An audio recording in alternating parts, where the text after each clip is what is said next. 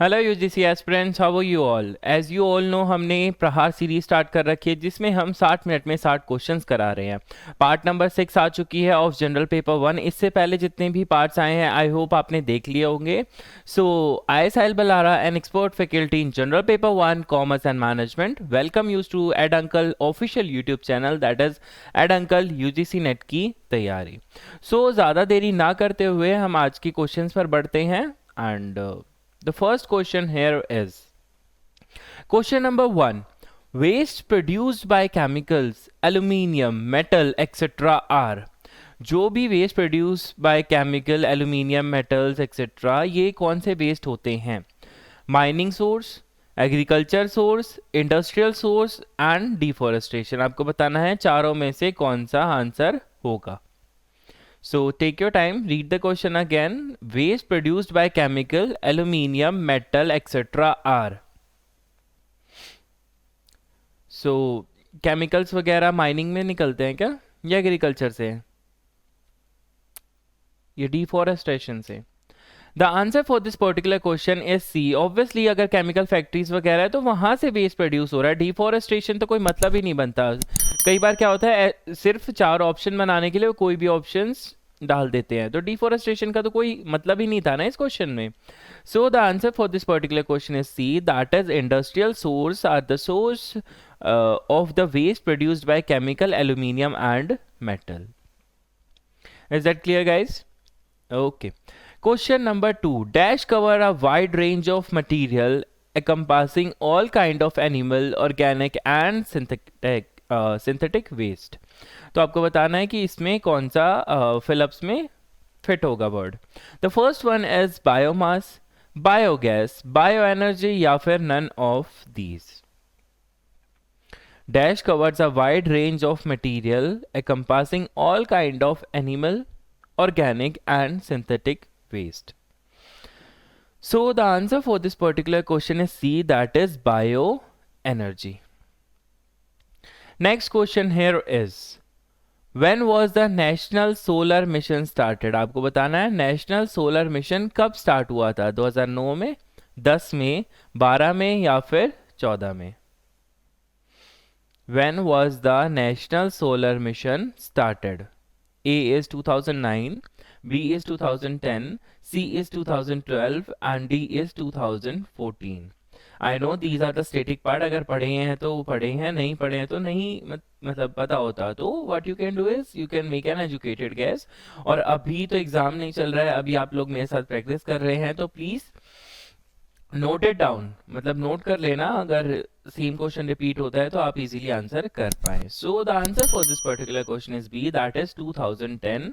National solar mission start हुआ था 2010 में। Next question here is, in which year was the Earth Summit held at Rio de Janeiro. आपको बताना है कि जो अर्थ समिट हुई थी रियो दी जेनेरियो में वो कब हुई थी। 1990, 1991, 1992 या फिर 1993। एक अर्थ समिट हुई थी कौन सी जगह पर, रियो दी जेनेरियो में। कौन से साल में हुई थी? 1990, 91, 92 और 93। So the answer for this particular question is C, that is 1992। Okay. Next question here is, how many countries have signed and ratified the Kyoto Protocol? बच्चे आप लोगों को याद रखना है क्योटो प्रोटोकॉल किस लिए आया था, मॉनिटरी प्रोटोकॉल किस लिए आया था, कि गालिया एग्रीमेंट किस लिए आया था। इतना डिटेल नहीं जाते, बट कई बार क्या होता है डायरेक्टली पूछ लेता है कि ये पर्टिकुलर लाइक जो प्रोटोकॉल आया था वो किस चीज के लिए आया था। तो बट अभी हमें इस पर्टिकुलर क्वेश्चन में ये बताना है कि how many how many countries have signed and ratified the Kyoto protocol. कितनी कंट्रीज ने क्योटो प्रोटोकॉल को साइन किया था? 105, 150, 183 और 192। सो आपको बताना है कि कितनी कंट्रीज ने साइन किया था Kyoto protocol. So the answer for this particular question is D, that is 192। 192 countries ने साइन किया था Kyoto protocol. Next question here is, who was the first education minister of India? Jawaharlal Nehru, K L Shrimali, C is Maulana Abul Kalam Azad and D is Humayun Kabir. आपको चार option दे रखे हैं, आपको बताना है कि इंडिया का फर्स्ट एजुकेशन मिनिस्टर कौन था, right?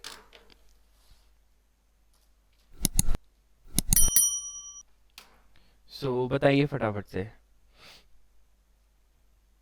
Yes, the answer for this particular question is C, that is मौलाना अबुल कलाम आजाद। ये क्वेश्चन हायर एजुकेशन से भी है और आप जनरल नॉलेज भी बोल सकते हैं। आपको याद रखना है जो हमारा फर्स्ट एजुकेशन मिनिस्टर था वो था मौलाना अबुल कलाम आजाद। Next question here is IIPA. The full form of IIPA is Indian Institute of Planning and Architecture, Indian Institute of Public Administration, Indian Institute of Police Academy या फिर Indian Institute of Planning and Archaeology। तो आपको बताना है कि IIPA की full form क्या है। So the answer for this particular question is B, that is Indian Institute of Public Administration। IIPA की फुल फॉर्म है Indian Institute of Public Administration। Next question here is the Kothari commission is also known as. Kothari commission को और क्या बोला गया? First one is secondary education commission, B is university education commission, C is national education commission, D is emotional integration committee. So आपको बताना है कि ये कमीशन को कोठारी कमीशन को और क्या बोला गया था। कोठारी कमीशन को बोला गया था national education commission. It was not secondary education, university education भी नहीं था, इमोशनल इंटीग्रेशन कमेटी तो बिल्कुल भी नहीं थी। So the answer for this particular question is C, that is national education Commission. Is that clear guys? बढ़े आगे।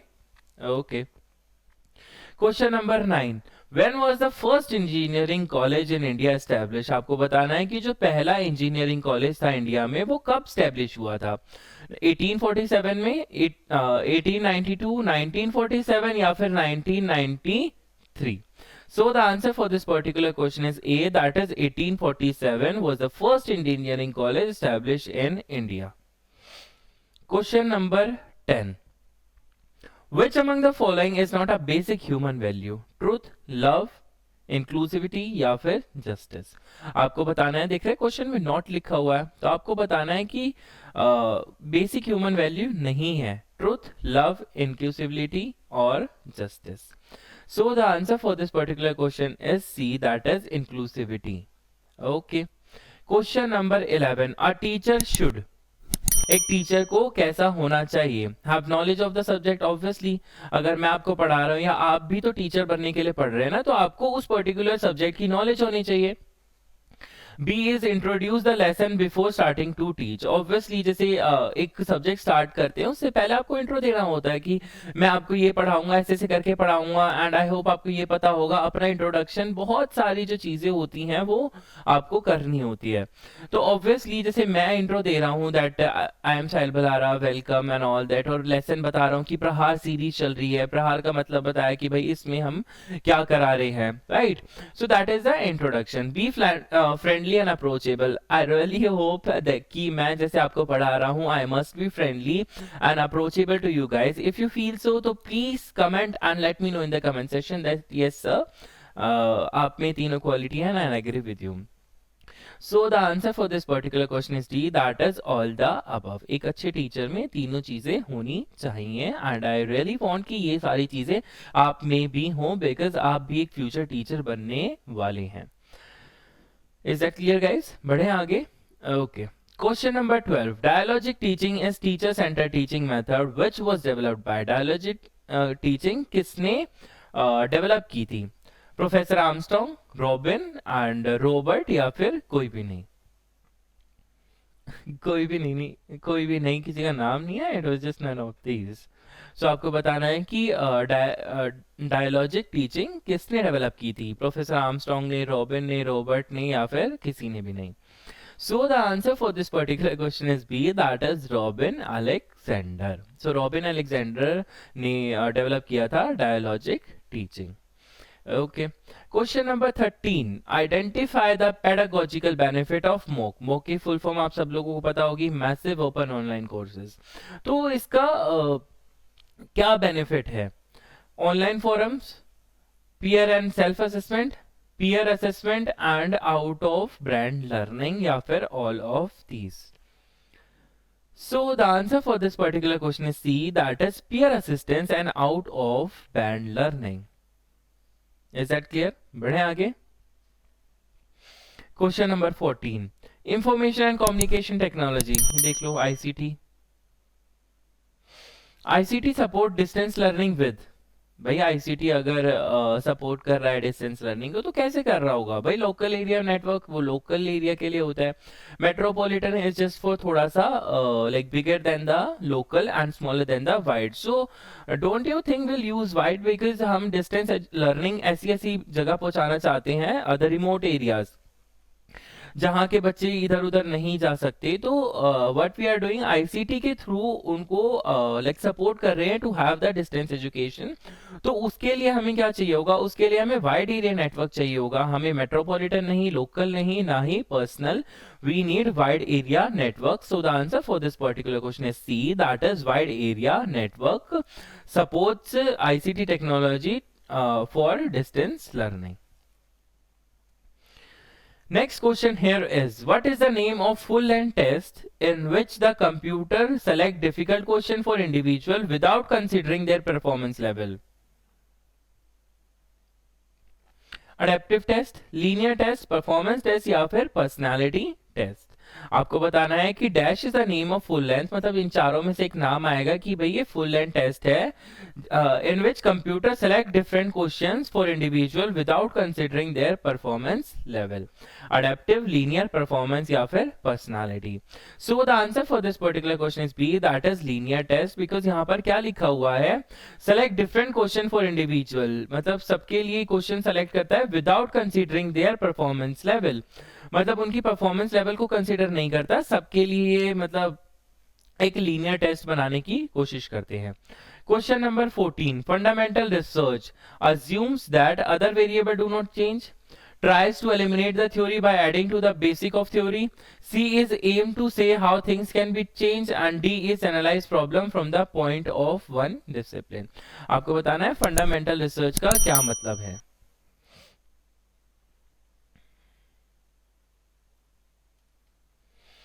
The answer for this particular question is C, that is aim to say how things can be changed.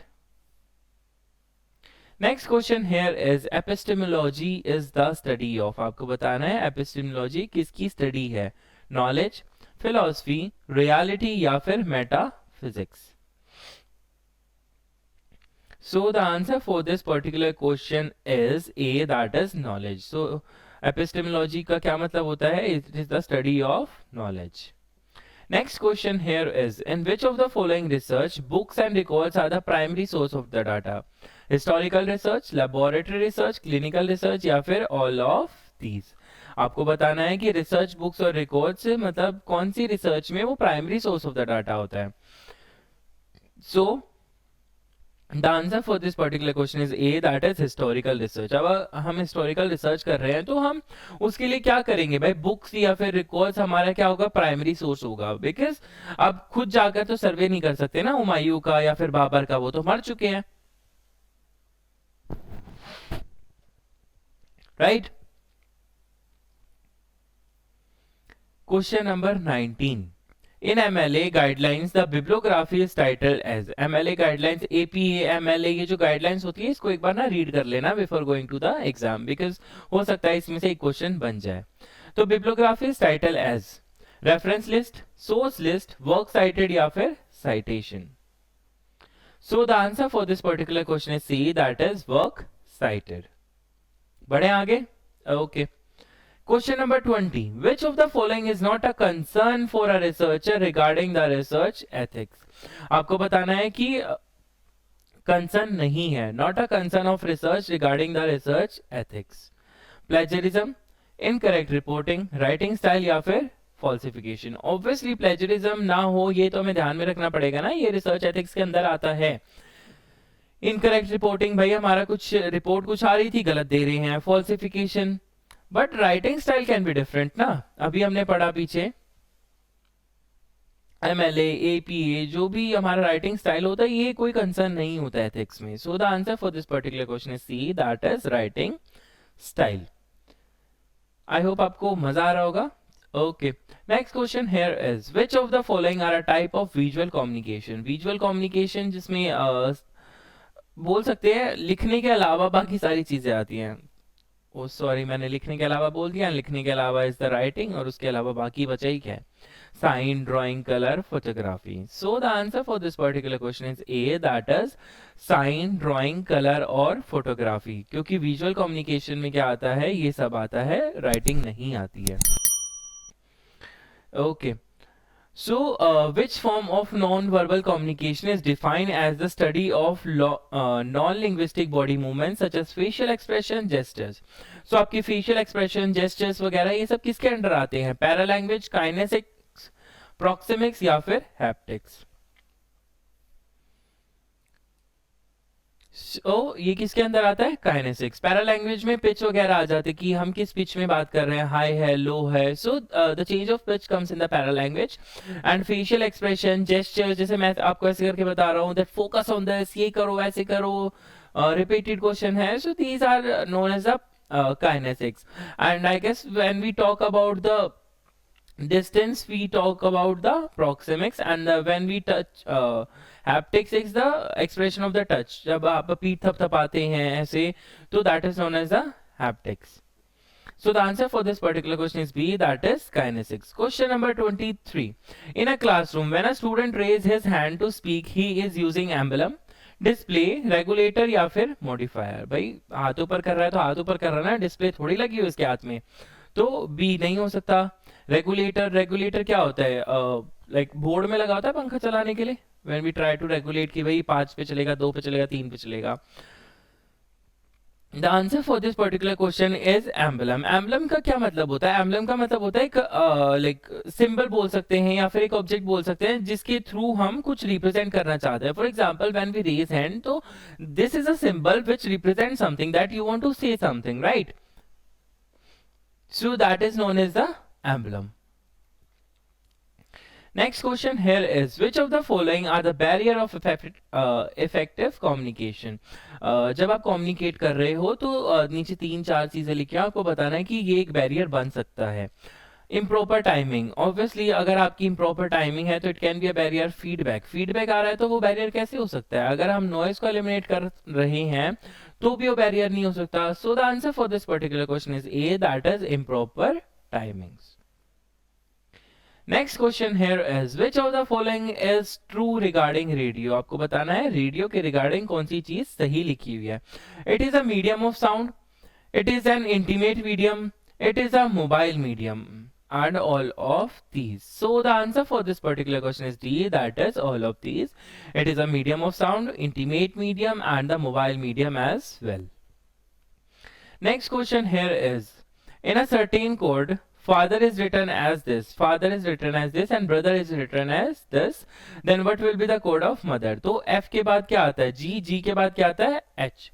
तो हम देख सकते हैं कि एक चीज हमने यहाँ पे मिस कर दिया, मतलब एक लेटर मिस कर दिया है, स्किप कर दिया, उसके आगे हम बढ़ रहे हैं। तो एफ के बाद जी को मिस कर दिया, एच पर आ गए, और यहाँ पर बी था तो बी के आगे क्या आएगा? सी। तो सी को हमने स्किप कर दिया, हम डी की तरफ आ गए। और एम के बाद क्या आता है? एन, और उसके बाद ओ, एम एन ओ। तो एम के बाद हमने एन को स्किप किया, ओ पर पहुंच गए। ओ किसमें? एक में गिवन है। So the answer for this particular question is C. अगर आपको फिर भी चेक करना है तो आप आगे कर सकते हैं। जैसे ए के बाद हमने बी स्किप कर दिया, सी पर पहुंच गए, तो ओ के बाद पी, पी के बाद क्यू। तो आप ऐसा पूरा चेक कर सकते हैं। Next question here is question number 28। Pointing towards a man, मतलब एक आदमी को पॉइंट करते हुए उसने बोला he is the son of the only son of my grandfather. तो he is the son, right, of he is the son of the only son of my grandfather. तो यहां पर कौन है? ग्रैंडफादर। तो ग्रैंडफादर के नीचे कौन आएगा? ओनली सन आएगा,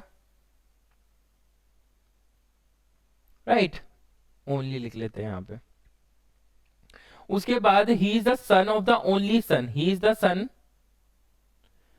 of the only son of my grandfather, इसका भी ग्रैंडफादर है वो, राइट। तो ये भी इसी लेवल पर आएगा। मतलब इस सेड ना ए माय ग्रैंडफादर, तो ये भी इसी लेवल पर आएगा। तो ही इज द, मतलब इसको पॉइंट आउट करके बोला इसको, ए को, that he is the son of the only son of my grandfather. समझ रहे हैं? तो ये भी इसी लेवल पे हुआ, तो ये दोनों आपस में क्या हुए? ब्रदर हुए। सो the answer for this particular question is A, that is brother.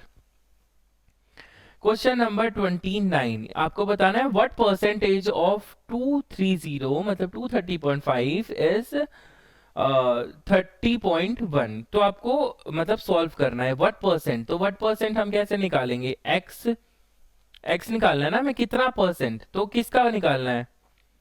230.5 is, मतलब इज इक्वल्स टू 30.1। सॉरी, तो हम कैसे निकालेंगे? 30.1 डिवाइडेड बाय 230.5, तो हम सीधा सीधा डिवाइड करके आंसर निकाल लेंगे।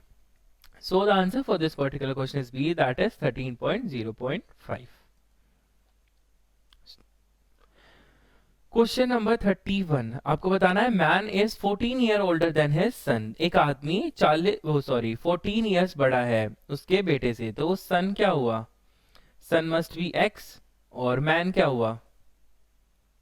14 ईयर्स ओल्डर, तो x प्लस 14 हो गया। उसके बाद बोला इन 2 ईयर्स, आफ्टर 2 ईयर्स, तो वो क्या हो जाएगा? x plus 2, right. और इसकी एज क्या हो जाएगी? x plus 14 plus 2 16, right. Sorry, twice of his सन। 2 साल के बाद उनकी एज कितनी हो गई? 2 साल के बाद तो ये हो गई, राइट। उसके बाद his age will be twice the age of his son, उसकी एज ट्वाइस हो जाएगी उसके सन से। तो x plus 2 is equal to twice the age of his son, तो उसके सन की ट्वाइस हो जाएगी। Wait a second,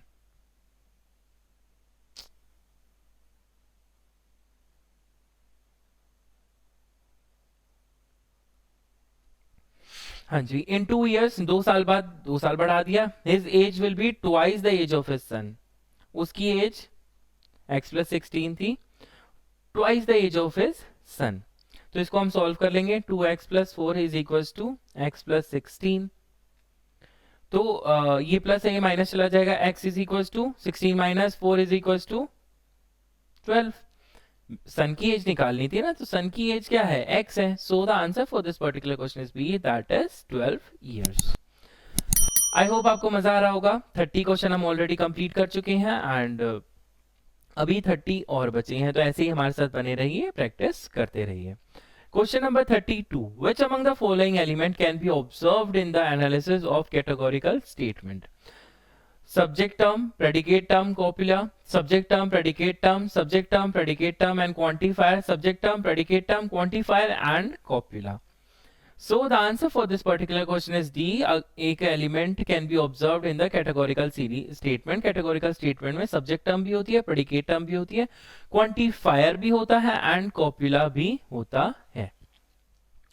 Next question here is, which of the following is the universal affirmative statement in all preposition? तो universal कौन सी होगी? All or no?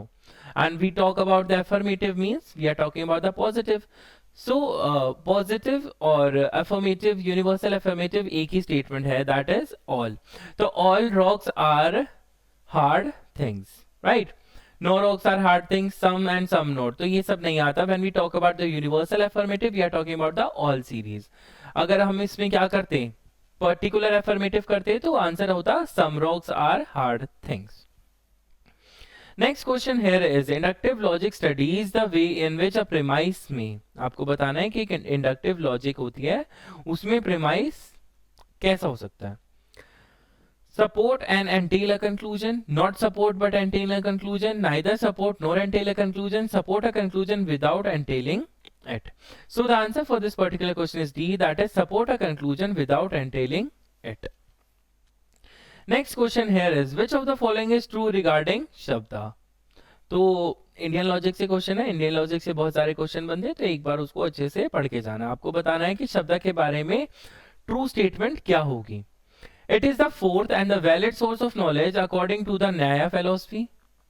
There is the perception of the word of a sentence uttered by a trustworthy person.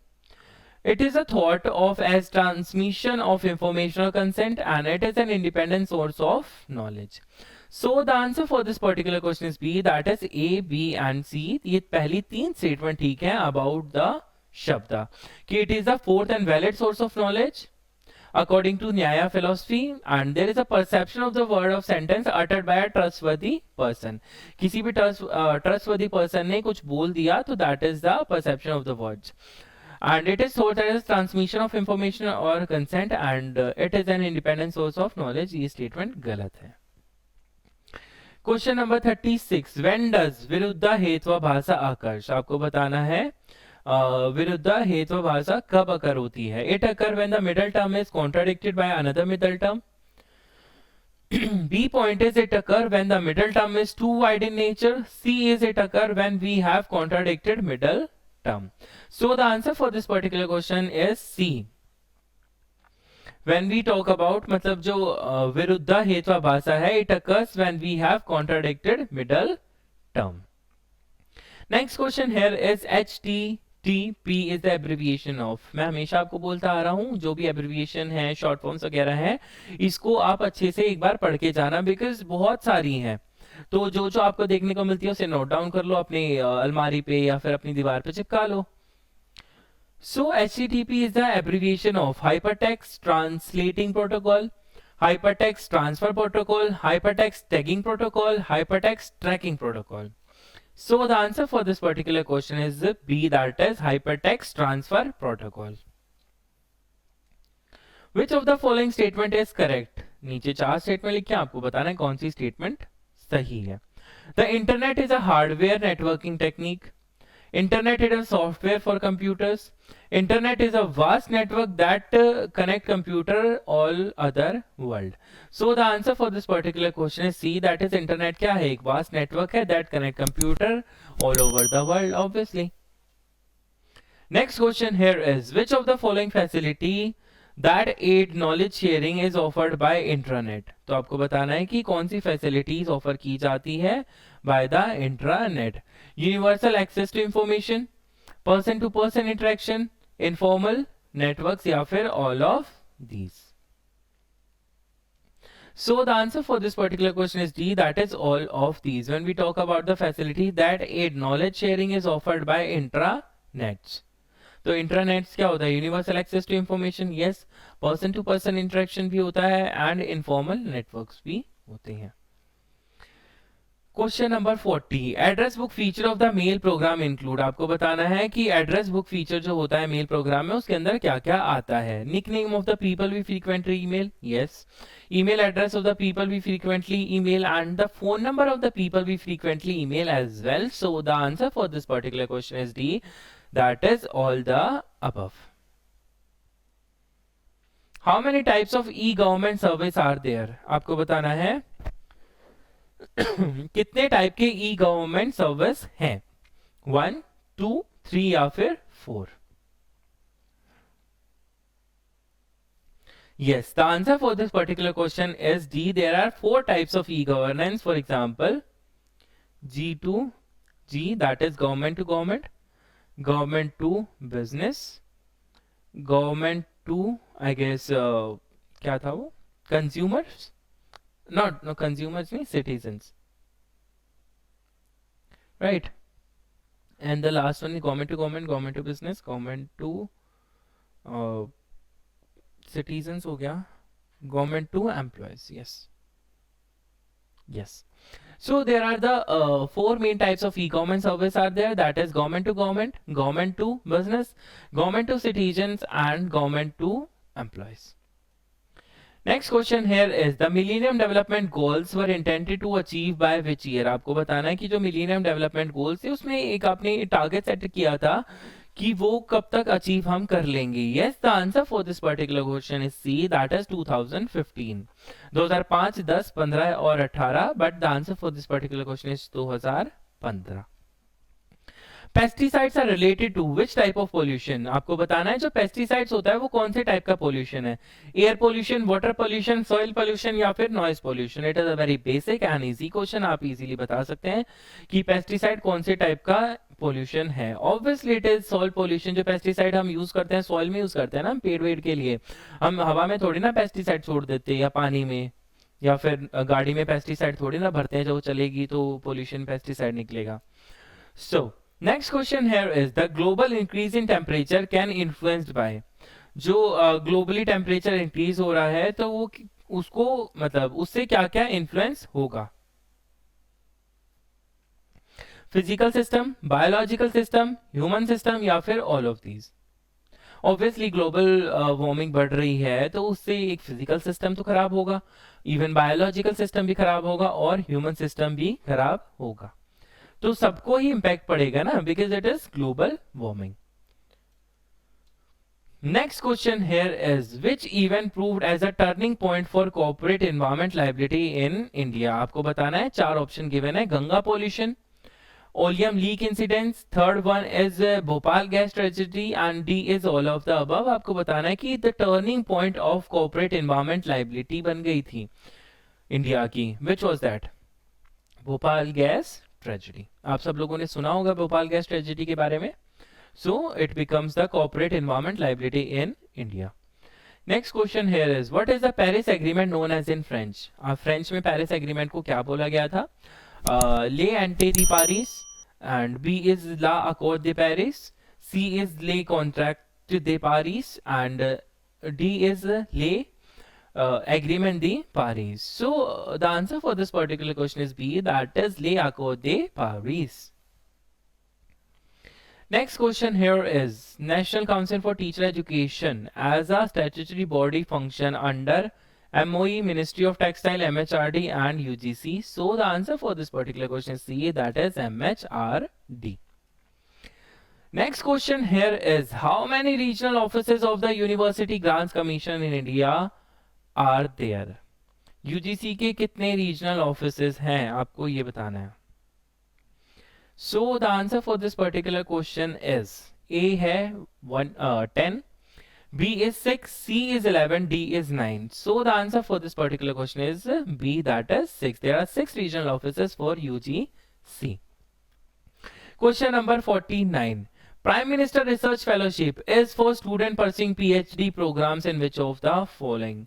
IIT, IIS, State University, Central University और NIT। तो आपको बताना है कि prime minister research fellowship जो है उसमें जो लाइक कौन सी इंस्टीट्यूट में वो बच्चे परस्यू कर रहे हैं पीएचडी जिनको प्राइम मिनिस्टर रिसर्च फेलोशिप मिलती है। So the answer for this particular question is A, that is IIT and IISc. Next question here is exclusive education channel of IGNOU is known as, IGNOU का एक educational channel है उसको हमने क्या बोला है, Doordarshan, no, Prasar Bharati, no, Gyan Prasar, no. The answer for this particular question is A, that is Gyan Darshan. Gyan Darshan एक इग्नू का लाइक एजुकेशन चैनल है। It was started, I don't remember exactly कि कब स्टार्ट हुआ था, but it is an initiative for education as a TV channel by IGNOU and MHRD। Next question is the government in India is known as Parliament। Government of India को Parliament क्यों कहते हैं? Parliament is a sovereign body। Parliament consists of two houses। The executive is accountable of the legislature and Parliament is elected by the people। So Parliament में दो house होते हैं, उसको हम Government of India बोल देंगे? No, ऐसा तो कुछ नहीं होता। So the answer for this particular question is C, that is executive is accountable to the legislature।